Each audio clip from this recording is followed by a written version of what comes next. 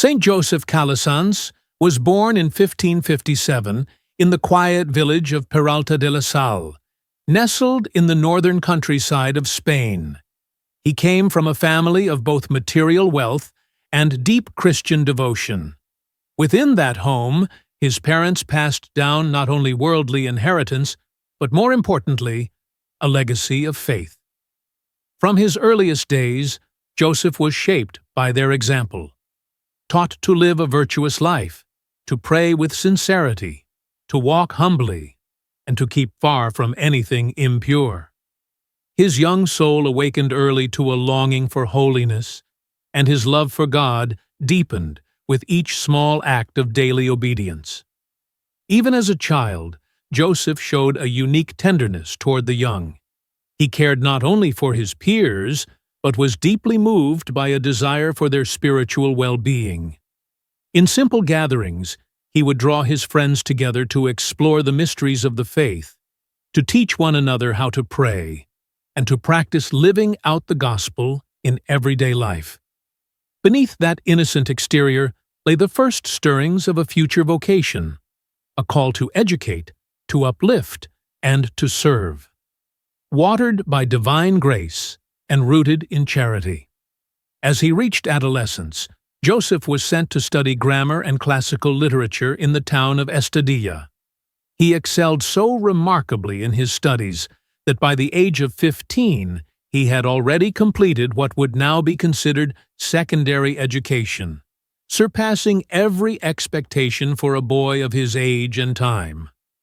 While his parents hoped he would pursue a prestigious and secure future, Joseph quietly inclined his heart toward a greater purpose, a life wholly consecrated to God.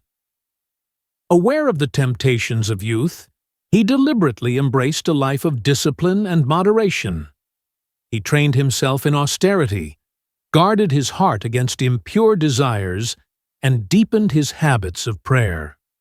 Yet his piety was never passive.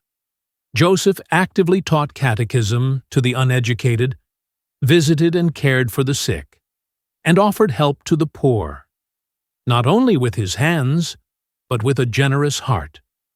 Through this path of personal formation, he grew not only in holiness, but also in intellectual distinction.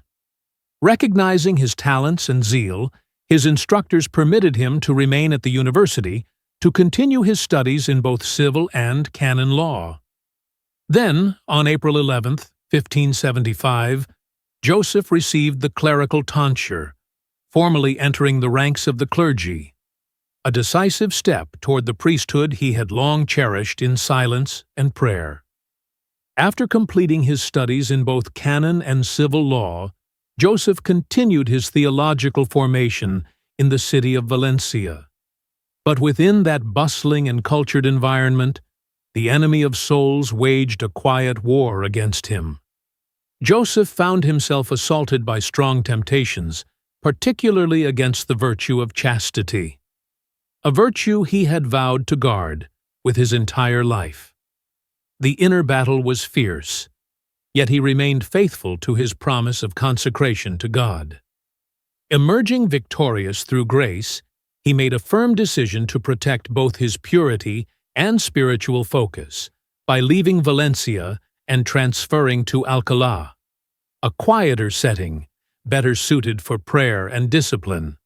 However, just as his formation and vocation were moving forward peacefully, an unexpected event disrupted everything. Joseph's older brother, an officer in the military, died suddenly without leaving an heir. Bound by family duty and his parents' expectations, Joseph returned home. Yet even in this moment of pressure and uncertainty, he did not let go of his dream to serve God as a priest. He turned to prayer, entrusting his vocation entirely into the hands of divine providence. Not long after, Joseph fell gravely ill. His condition worsened to the point that physicians gave up hope. Standing at the edge of loss, his father, deeply shaken, made a vow. If God healed his son, he would no longer oppose Joseph's calling. That plea was heard, Joseph recovered miraculously, a clear sign from heaven confirming that the priesthood was indeed the path chosen for him. On December 17, 1583, Joseph Calasanz was ordained a priest, marking the beginning of a new chapter in his life, one of total dedication to the Church. From that moment on, he poured himself into the renewal of parish life, laboring tirelessly and humbly to awaken hearts and strengthen faith. His efforts bore such fruit that, by the age of 35, he was appointed Vicar General of the Diocese of Urgell, a role of significant responsibility. And yet, just as his pastoral mission seemed to flourish, something deeper stirred within him, a quiet, insistent call. Joseph began to feel drawn to Rome.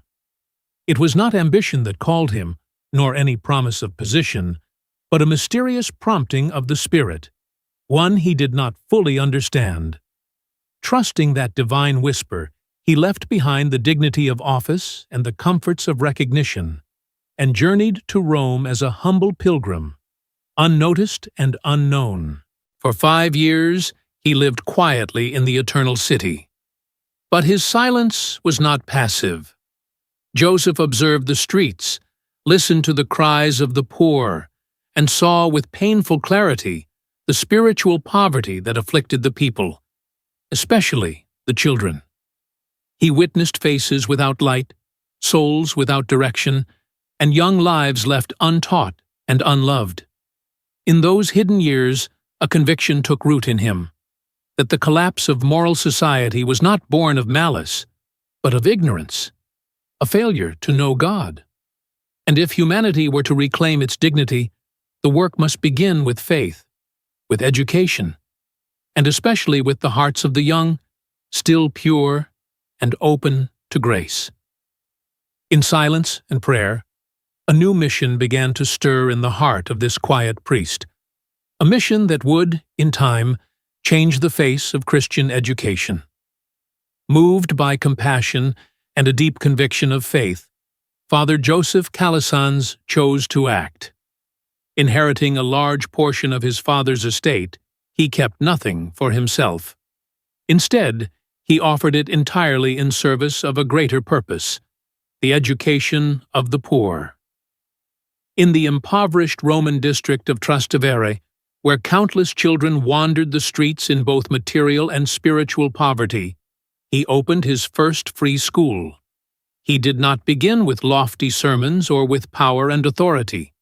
He began with humility, opening the doors of a classroom and welcoming the little ones that society had forgotten. His love and dedication quickly began to spread, stirring the hearts of many. Clergy and lay people alike, inspired by his witness, came forward to join him and help build up the mission. What began as a simple classroom slowly grew into something far greater.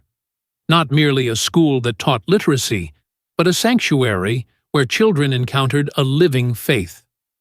Father Joseph taught them how to pray, how to love God, and how to live with integrity amid a broken world. Gradually, those who shared his vision formed a community of diocesan priests united in their desire to serve through education.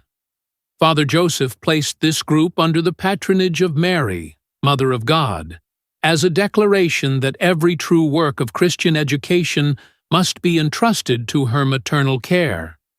Thus, without fanfare or formal decree, a new religious order was quietly taking shape. Not born from the pulpit, but from the heart of a shepherd full of mercy. From that small seed planted in Trastevere, Joseph Calasanz's educational mission began to spread.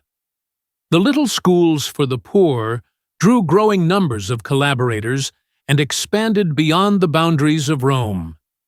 The group of priests, living lives of consecration according to their shared educational calling, gradually became an organized community. In 1622, under Pope Gregory XV, they were formally recognized by the Church as a new religious order. the clerics regular of the poor of the Mother of God of the Pious Schools, known in Latin as Clerici Regulares Pauperum Matris Dei Scholarum Piarum, and more commonly as the Piarists. With official recognition, Father Joseph was appointed as the first superior general of the order. But for him, such a title was never the goal, only a means to serve more deeply. Under his leadership, the Piarist schools flourished, not only in number, but in spiritual depth. These were not mere institutions of learning. They were places of formation, where children were taught not only to read and write, but also to pray, to be humble, to fear the Lord, and to love their neighbor. The rapid spread of the order bore witness to the vitality of its mission, a spirituality rooted in mercy and in the belief that human hearts can be transformed by the light of faith. Schools were established across Europe, from Germany to Bohemia, from Moravia to Poland. Wherever abandoned children could be found, Father Joseph and his brothers sought to plant seeds of the gospel through education. To the saint, each child was a soul to be nurtured, a life to be protected, a treasure entrusted to the Church by God Himself. Yet just as the mission reached its height, a quiet storm of trials began to gather. In the final years of his life, Father Joseph Calasanz became the victim of misunderstanding and internal scheming, plots that sought to remove him from leadership. Tragically, these divisions emerged within the very order he had founded. Seeds of jealousy, discontent, and infidelity to the original spirit of humility and sacrifice began to take root. Some members no longer embraced the charism of simplicity and poverty, and their actions inflicted deep wounds on the community. The situation escalated to the point that it reached the attention of the Holy See. Under the pontificate of Pope Innocent X, the Piarist Order, though officially recognized, was reduced to the status of a mere pious association. This was not only an administrative demotion, but a profound blow to the heart of its founder. And yet, Father Joseph did not respond with bitterness or rebellion. He received this humiliation with a deep interior peace, accepting it as a new cross sent by Christ in the twilight of his life. Stripped of office and authority, he remained faithful. He continued to live in silence, to pray, to offer sacrifice, and to trust. For Joseph, titles meant nothing, only fidelity to the mission God had entrusted to him. In this silent suffering, the true sanctity of his soul began to shine forth. No one could take from him the love he bore for God, nor the love he bore for the children he saw as the treasures of the kingdom. Though cast into the shadows by division and betrayal, Joseph Calasanz remained a light that did not go out in the darkness.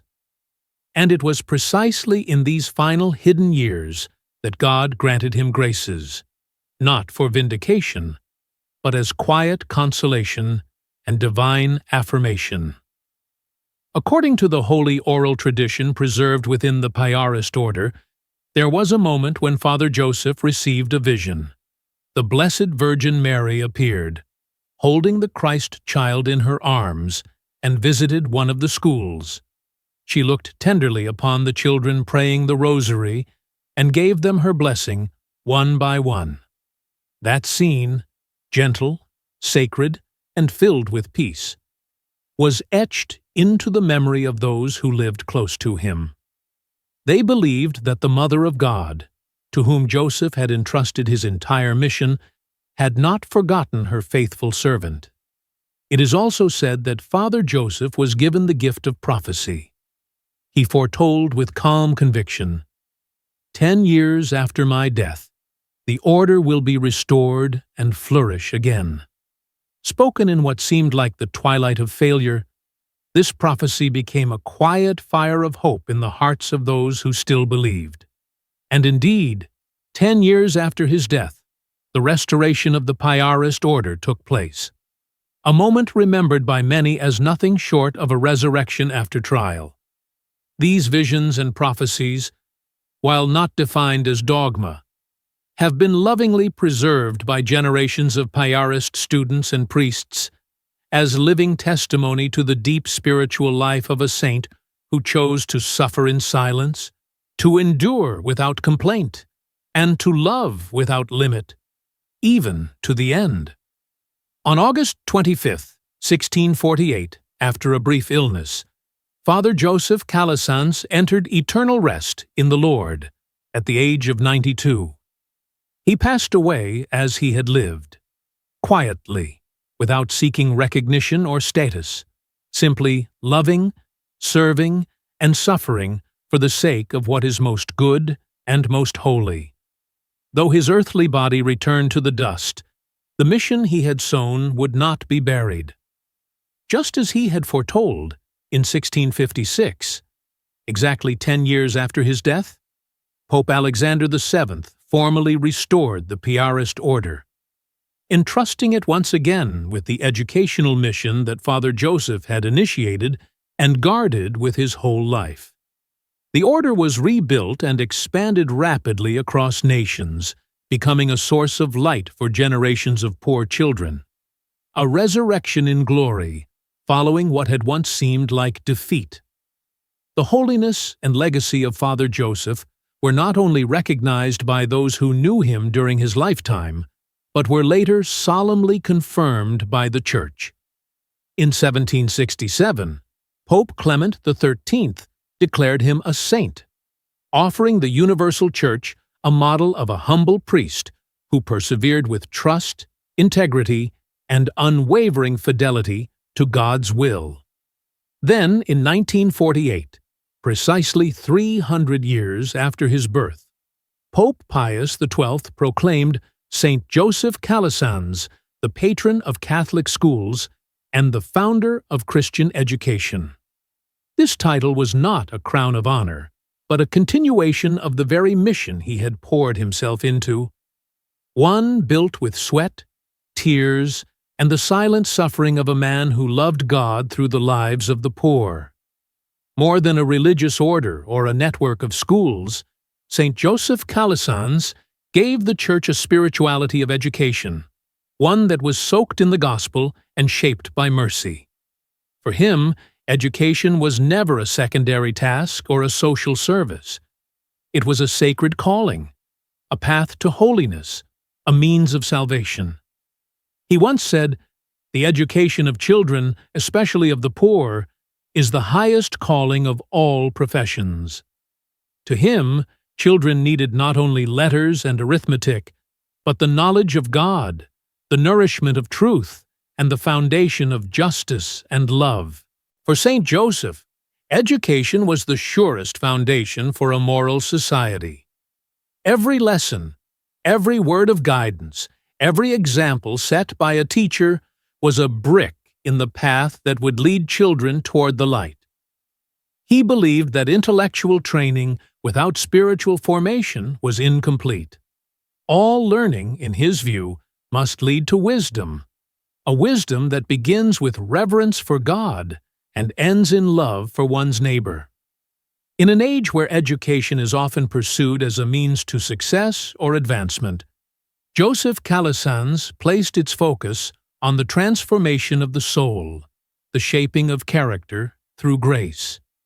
A true teacher, for him, was not merely a transmitter of information, but a sower of vocations, an awakener of conscience, a guide who would lead the young into the light of the gospel. That is why the schools he founded were never just places of learning, but homes of faith, spaces where the human person could grow in both body and soul.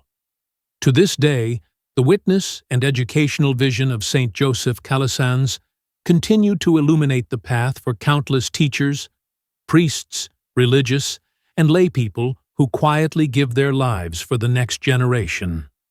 And every time a poor child is welcomed into a classroom, taught how to pray, and reminded that they are loved by God, in that moment, the mission of this humble saint lives on, like a flame that cannot be extinguished. If this story of Saint Joseph Calasanz has touched your heart, we invite you to subscribe to our channel. Here, we bring you inspiring lives of saints and faithful souls who changed the world through love, humility, and perseverance. By subscribing, you help us keep their legacy alive, and you'll never miss a chance to reflect, to grow, and to walk deeper in faith. Thank you for being here. May grace and peace be with you.